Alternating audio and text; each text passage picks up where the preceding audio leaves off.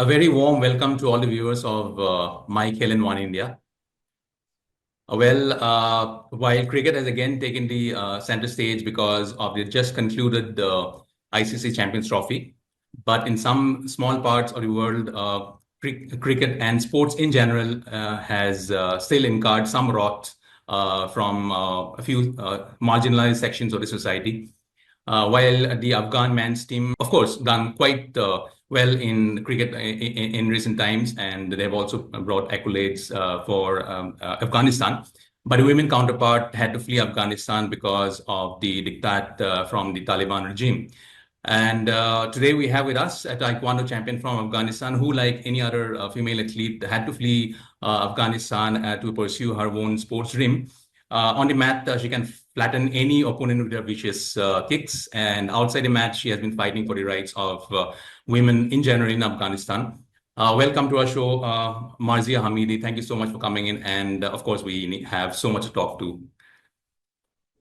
Thank you so much for having me. It's a pleasure for me to be here and to talk about more details and big issues, special what Afghan cricket team is doing. And for me, it's important to be here and to raise awareness and to send the message of Afghanistani women to Indian people. Thank you. Thank you so much, Marzia. So you have been a refugee in France from 2021. Right, because you had to pursue your own dreams in sports, which is, of course, not allowed in Afghanistan under the Taliban regime. It just so happened that you took a stance saying that just like the Afghan men's team, the women's cricket team also should be allowed to play. Likewise, and that's when all hell broke loose, and and then you started getting phone calls, WhatsApp messages, some 5,000 odd phone calls and WhatsApp messages saying, giving you death threats and rape threats and whatnot. I'm sure it must have been some horrifying experience for you in the last few months or so, right? Yes, when I say that the Afghan cricket team do not represent Afghanistani women and people of Afghanistan, and they are representing terrorist Taliban on international platform, after that, their fans started attacking me and they start calling me, threatening me with death and rape threats. And this happened in September. Since September until now, I'm under the police protection, and I have built my life in Paris to have a good life and to be in peace. But unfortunately, these people take all my safety and my freedom.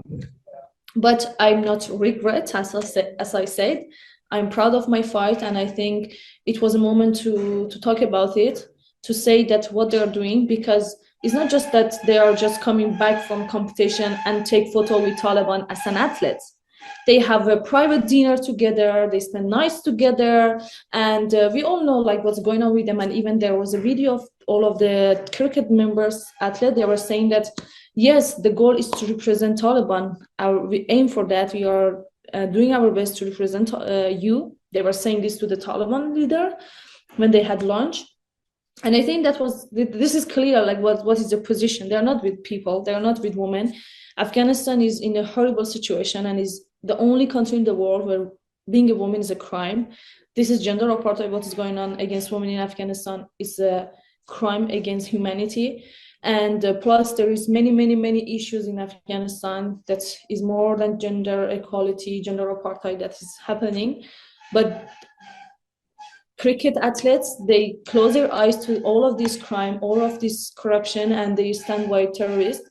And it's always like this. Each time the government change in Afghanistan, cricket team, they just stand by politicians. They just stand with the corrupt system. They never stand by people. And I spoke out. I was like, okay, it's enough. People should wake up and to see what is their position. They don't care about us. Why we have to support them? Why they have to say they are national team? They are not national team anymore. Who is this national team? What is this nation? It's me, my sisters, and many other people. So because of that, my life is in danger, because cricket is a very important sport for people in Afghanistan, and is like the only sport that they are very good on international level. And because of that, they were like, okay, this girl, she's a free woman. She lives in Europe. She doesn't live in our standards. And plus, she's talking about a cricket team like this. Okay, it's enough. We have to stop her. But they couldn't succeed, and they will never succeed because I am more brave, more than what they think, and I will never stop this fight. And for me, it's really important that not only people of Afghanistan, people of India, Pakistan, all the countries that they have a good cricket team, they have to boycott this team. For example, India must stop playing with the athletes that they don't represent the same values, you know. Yeah. And it's sad to see that how they are growing and how the ICC and other players are closing their eyes about this Afghan cricket team, that how they are normalizing terrorists, because in the sport is about peace, but what they're doing is not peace. There is no peace with terrorists. And as you know, because of apartheid in South Africa has been banned many times from Olympic. I think 2-3 times they have been banned. Yeah. And this must be for cricket team of Afghanistan too, because if it's about equal fight for human rights, so it should be for Afghanistan too, because gender apartheid is a big issue in Afghanistan. And as I said, it's more than gender apartheid. There is many things going on. They are brainwashing young kids in Afghanistan, and it's many things going on. But I speak for women's right more, because in the history of Afghanistan, it has always been women victim. So yes, all of this happened to me. Simply just I said boycott Afghan cricket team, and they don't represent people of Afghanistan. True. Now, talking about Rashid Khan, because we just mentioned about the Afghan men's team still playing cricket, and while Rashid Khan, you did mention, that he was in a photo shoot with a few Taliban officials, I guess. But at the same time, I also found Rashid Khan, who of course happens to be one of my favorite cricketers. He also had somewhere tweeted, I think, saying that women's cricket team in Afghanistan should be allowed to play. So, do you think it's a kind of a paying a lip service wherein maybe it's not very serious? Yeah. Yes. Yeah. First of all, I want to make something clear. Yeah. Even though we allow and we recognize a women's team out of Afghanistan, it doesn't mean that we should not boycott Afghan cricket. This is totally separate, because first of all, sport has been banned for girls in Afghanistan, and if the cricket team, girls team, want to represent Afghanistan out of the country, it's totally different. What cricket men's team are doing, they're normalizing terrorists, even though we give the platform to the girls. Even they compete for me, they should not represent their team as a refugee team. They must compete as an Afghanistan team. And second, if ICC recognize them, perfect, but it doesn't mean we should close our eyes to the normalizing of terrorism by cricket team Afghan men. So this is what I don't understand, why some people are saying that, okay, girls, if they can compete, so men, it's okay. No, it's totally different. We want to girls compete, but the girls are not normalizing terrorists. But correct men's team, they are normalizing terrorists, and is more than normalizing, and their goal is to represent Taliban. I swear, like, if tomorrow ICC tell them that you can raise the flag of Taliban, they will do. But officially, they are not allowed to do that yet. But if tomorrow they say you can do that, they're gonna do that. I'm sure there is no debate about that, because when they eat together. How we can eat with terrorists that they kill millions of people. Rashid Khan was sitting next to Anas Haqqani. Who is Anas Haqqani? He is a terrorist. He killed many of our loved ones in Afghanistan by the name of jihad.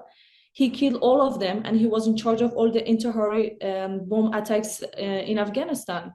So this is not sport, and people must wake up.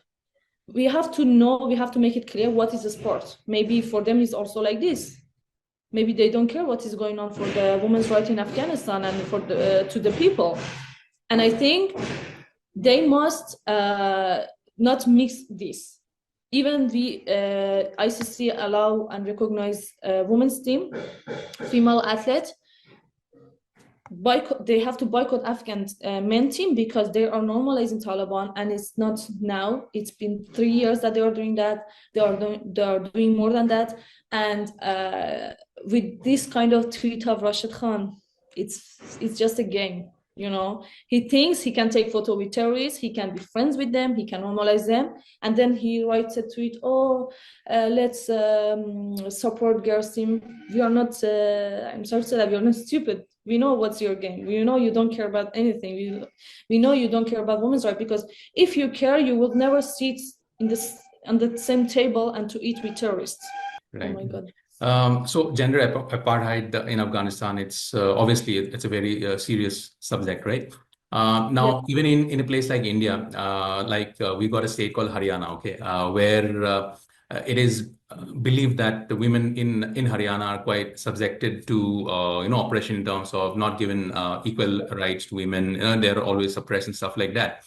But having said so, we have the best of female wrestlers from Haryana, world champions. I'm talking about very top-notch wrestlers. I'm not talking about national level wrestlers. There are a few of them have been Olympic champions, world champions, so to say, from Haryana. Female wrestlers I'm talking about. And so I guess there was a few male voice who stood up, even in an imperfect ecosystem, that, hey, let's have a debate, even though I'm sure that debate was an imperfect one. So is there any chance of that happening in a place like Afghanistan, wherein maybe a few male can still stand up to the Taliban saying say that, hey, let us allow the women to play, or it's just not possible because maybe the next thing will happen is that they are jailed or whatever. I mean, is it at all possible for a few group of, I'm sure there are a few people in Afghanistan who have who wants to voice it out, supporting the women, teams, playing sports and stuff like that, going to the colleges, which is again not allowed. So do you think it could be allowed in some parts, or it's just not possible? Saying in Afghanistan and raise a voice against the Taliban regime.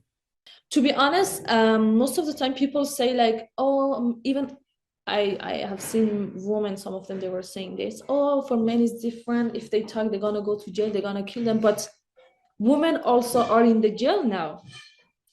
Women who protest, women who stand up against these terrorists and they said, we want our freedom back. They're also in the jail.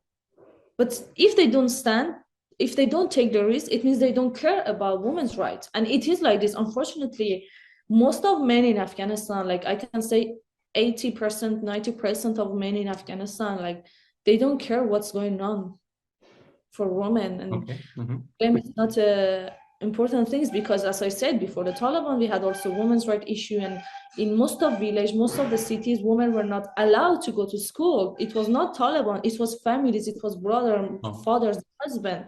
So this problem has deep roots in Afghanistan, unfortunately, and we should not mistake about it and to say it's just only because Taliban took the power. This issue is from long time ago, more than 25 years. And but if now men are really silent and they don't care, it's because they don't care, to be honest. Because how you can stay silent and how you can close your eyes and to see, I don't go for just your sister, your mother, your wife, they're suffering under this oppression, and how you can just close your eyes and to say, oh, I'm afraid. So we have to choose between for everything, if you want to fight for your freedom, that will cost. Is nobody can give you your freedom. It's not something free. You have to fight for that. And women of Afghanistan, since the Taliban took power, they stand up. They were in the streets of Kabul. They were protesting, and they showed to the world that they want their freedom back. There was no one by their side in the manifestation when they started, and even now. So I want to say from here that women of Afghanistan, they're really alone. Even the men, most of the men, they don't support them, and it's only them, and they're fighting against a terrorist regime that they really dangerous. They don't care about anyone, and they just kill people. And we need to support them. We need to be their voice, and the big boycott of cricket team is one of the way to support them, because this team is normalizing gender apartheid and this, because I have seen many people, they are like, oh, Afghanistan is in a good situation because I see they have a team competing. they think Afghanistan is a good situation because there is a team Oh, okay. competing. Oh, that yes. But this is not the reality of Okay. Afghanistan. They are Yeah. not the reality of Afghanistan. They are just a special group of people that they have this privileged life. They have a good life because they are terrorists. And of course, they're gonna represent and be in a good life. But women are alone in Afghanistan, and I think they deserve to have a voice and they deserve to have their rights. And the most important is one of that is sport, because sport has a power, and these people are going in big platforms and normalizing Taliban. True, true. Now talking about your the threat to your life and everything bad that's happening around. Of course, I guess your phone number was made public. It leaked somewhere, and then people those people started calling you and threatening you, whatever. Now you are of course under police protection there in Paris. You also got a bodyguard, I guess. Uh, so these people, I'm sure there are investigation going on. So these people are they from Paris, France, or somewhere from Europe, or maybe from Afghanistan? Where are these people mostly from? Well, they are most of them, they are from Afghanistan. They are not French or Italian or German. They No, are fan I'm of talking about yeah, the residents in like the numbers they residents. call. Residents Yeah, of. the number they call me, it was from France, Germany, Belgium, Netherlands, UK, USA, Saudi Arabia, Dubai, even Indian number. Oh, They were texting me from Pakistan, Afghanistan, Iran, from all, like even from Malaysia, from some countries, they sent me a message that I was not thinking even any Afghans live there. The number that I received, I was shocked. And even they add me in some group of WhatsApp that it was so oh, scary. Like they yeah, were like full of terrorists. And I was like, oh my God, what's going on in my number? Where I am? What is these groups? They add me, and it was I'm sure it was organized, because it's not possible. Because when I received the first call, I start receiving non-stop calls in oh, 5 minutes. yeah. And one night I received 500 messages and calls. And when the Hmm. police took my phone, he was like, Yeah. what's going on? I said, Hmm. I don't know. I'm here to know what's going on. Yeah, yeah, So I'm sorry to say that, but even most of the fan of cricket, they're like, they behave like Taliban. I'm sorry to say that, but as you see, they don't respect the freedom of speech. They don't respect women, because when I just talk about that's the reality. Even what I said is not yeah. something that I talk bad things. It's about the reality. The reality is that they are normalizing a group of terrorists, and then they start attacking me because simply I said they are not True. representing people of Afghanistan. So these people are really danger, not even for me. They are danger for anyone who speak out. Mhm. I am the one of example. If another woman or even a man speak out against these kind of things, against cricket, they're gonna do anything. And a few weeks ago, the fan of cricket attacked a man in London, an Afghan man who spoke out against them. Oh, They attack him at his home with knife. So I was lucky that French government, French police, they protect me the first day when I received calls, and they were really taking care of me, my freedom and my safety. But there are many people that still they don't have protection. So what about the freedom of speech and people who are talking about the issues and their life is in danger? okay, okay. Now, one very important thing maybe is that uh, so, what is the solution then? Because, see, for example, a few like-minded people like you who always wanted to express yourself through your sports or be it any other field, right? Somehow you had the guts to really come out of Afghanistan. Then you took that, risk on your own life, and then you being a refugee, of course, you're still pursuing your dreams and trying to make it more fruitful, which of course would not have been possible staying in Afghanistan. So likewise, I've also interviewed with Kimia Yusufi before, who was an Olympic athlete, but again, she couldn't stay in Afghanistan and represent Afghanistan. She had to stay somewhere else and then participate on behalf of Afghanistan. So a few people can do that, right? But how about those women staying there in Afghanistan? They obviously can't do even if they want to. So what is the solution? I mean, I guess it's again a very temporary solution for a person like you, who is fighting not only for your own rights, but also, fighting for the rights of the women staying in Afghanistan, right? But that's going to be only a few thousand. It can't be so many, right? So what is the solution then? Is it going to, of course, you will, you will let your voice be heard through platforms like this or through UNESCO, or through different, tournaments that you'll be playing. But what about those people, those women still staying there in Afghanistan, not able to play sport, not able to go to college? Schools and colleges still not open for girls and women. So what is the solution then? Well, to be honest, it's a challenging question because politics in Afghanistan, it's like so bad, like it's so difficult to talk about many things. But to be honest, first I want to say it's better to close the schools to be closed because we don't want our young girls to go to madrasa.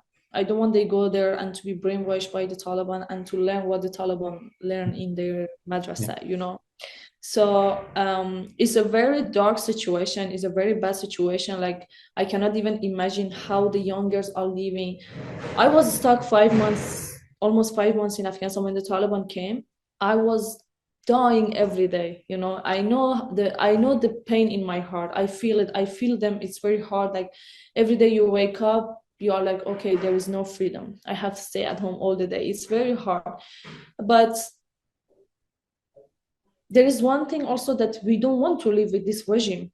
You know what I mean? I don't want the open schools that it's like madrasa. And you know what I mean? They give me freedom, but in fact, it's not freedom. It's another way of oppress the society. So it's a difficult question, but the thing is that we have to fight against this regime, and international community must recognize gender apartheid, and also they should stop legitimizing a regime that has erased women, in Afghanistan. And I don't know what the politics gonna do with Taliban, to be honest, because it's very, very complicated. But in my view, what we can do out of the country is to recognize gender apartheid, to give online education to the young girls in Afghanistan, underground schools, even if we can give them some scholarships, because we cannot take millions of girls out of the country. It's their country. We have to be there and to be free there. So I think the best is to give them online education, scholarships, underground schools, to educate them in a good way, but also to keep them safe. It's a bit challenging, but we can do with many NGOs, like international community, like all of them, if they want, they can help. And for athletes, it's very difficult because Taliban will never allow women to do sport. The one way is to leave the country, but how they can leave, because even they cannot leave the house without a man. They are not allowed to walk in the city without a man. So I'm not in the position to say they can do that. No, I cannot, because it's dangerous. It's dangerous. If they want to take action, the Taliban will arrest them. And as you know, there is forced marriage, like many things is going on against women in Afghanistan. And I don't say that they have to do this, but what we can do out of the country is to recognize gender apartheid.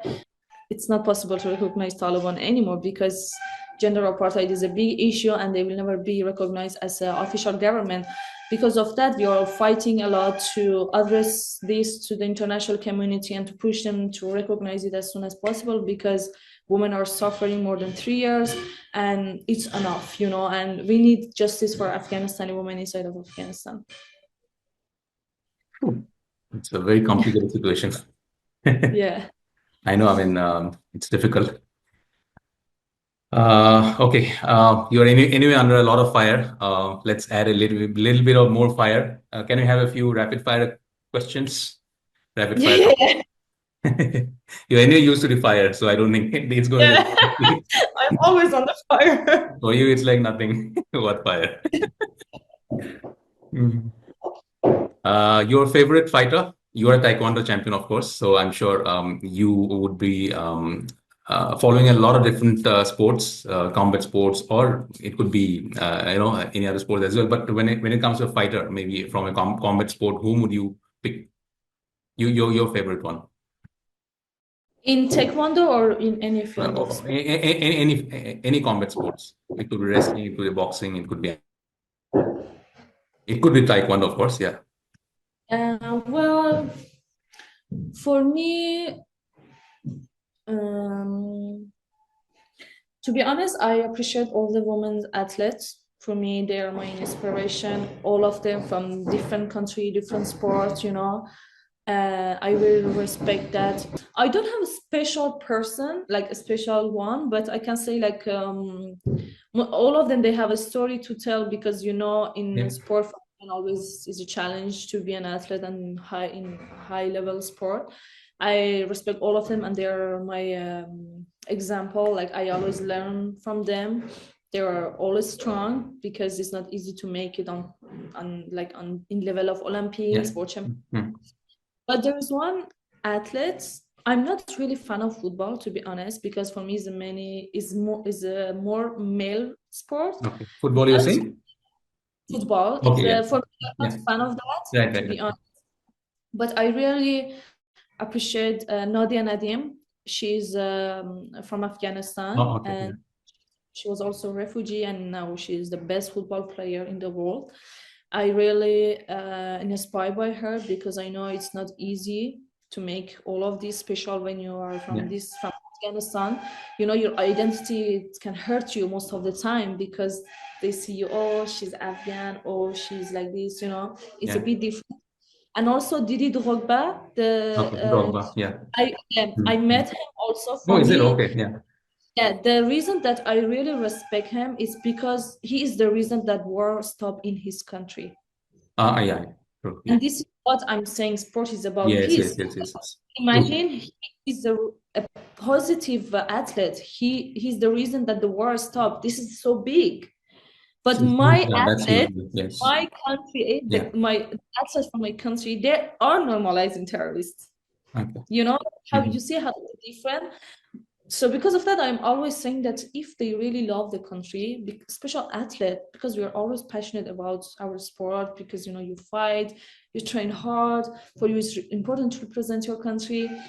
And when people like Rashid Khan, when they do that, I'm like, they have no excuse to normalize a terrorist group, So because of that, I'm so fighting against that, because I see someone like Didier Drogba, how he's bringing peace, and still now he's doing everything to bring peace everywhere and to help every people that they are in a bad situation, other countries, to help them through sport. This is what is sport.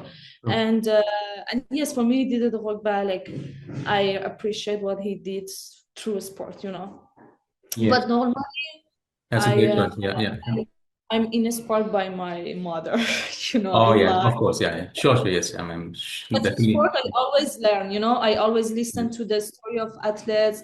Michael Jordan, for example, when I listen to him, he really inspire me. Like he has a very strong mentality. And yes, I think all athletes, they have a different story, and they can inspire us in different way. One word or one adjective that you have to use if you really have to define, so to say, for the current Taliban government in Afghanistan, what it would be? One word or one adjective? One word for the Taliban will end, and they will never stay in Afghanistan. One day they will be out of this country and the justice will win, because we are fighting for that. Okay. You're hopeful and positive. Yeah, that's it. Yeah. Freedom versus fame, which one do you choose? Because I guess freedom versus fame. You're chasing both of them at the moment, fame and freedom. Which one you would choose if you have only one option between these two? Fame and freedom. Yeah. Freedom. Okay.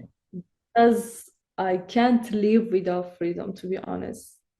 For me, it's very important for me. Like even sometimes when I feel like, even when I'm doing something, or there is some work, or I'm talking, if I feel that my freedom is in danger, I leave. I go crazy. For me, my freedom is very important. Yeah. Okay. Great, great. Yeah. Coming out of the rapid fire round now, trying to be a little bit more sane. In a sense, one last line that you'd like to,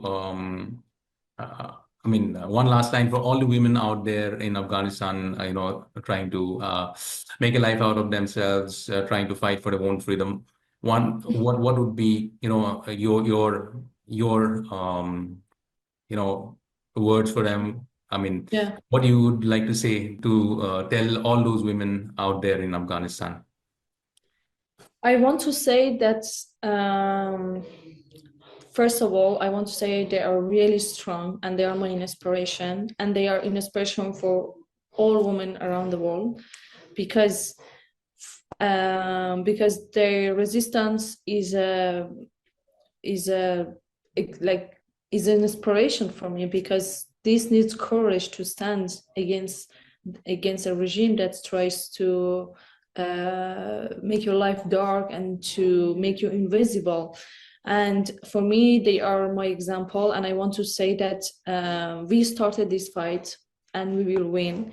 Maybe not today, maybe not tomorrow, maybe not in 1 month, but at the end of the day, we will win, because, as I said, injustice will never win. And women of Afghanistan, they're very strong, and they are fighting for that, and they will achieve their freedom. And we do our best to be their voice. We don't forget them. We will never forget them, because we are apart, we are out of the country, but every day we think about them. We fight for their rights, and together we will win this fight. We will win against all of these people who are trying to oppress us. Okay, great words, great sentence. Thank you. Thank you so much, Marzia, for coming in. It was really a wonderful talking to you, and we wish you that you'll continue with this good fight that you think is right, and keep on inspiring others as well. And of course, we also wish you all the best for your sporting journey, Taekwondo, right? Keep on fighting, both on and off the mat, because you're doing both the things at the same time, right? One, fighting your opponents, giving some good kicks, and then again, yes, and again, yes. Once you're out of the mat, you're again fighting for the rights, women rights in Afghanistan. So I know it's not an easy task. So there is a long battle ahead of you, and I'm sure you'll only get stronger from here. And all the very best for the rest of your life. And yes, and thank you so much for coming in again, and also inspiring so many others as well. Thanks, Marzia. Thank you so much for having me, and I hope people watch this, and let's stand together and to change things. And I really want people of India to support this fight, especially for boycott of Afghan cricket. And yes, thank you so much. Thank you so much. Thanks, Marzia. Thank you. Bye. Thank you. Bye. Bye. Don't miss out. Log on to oneindia.com for more updates.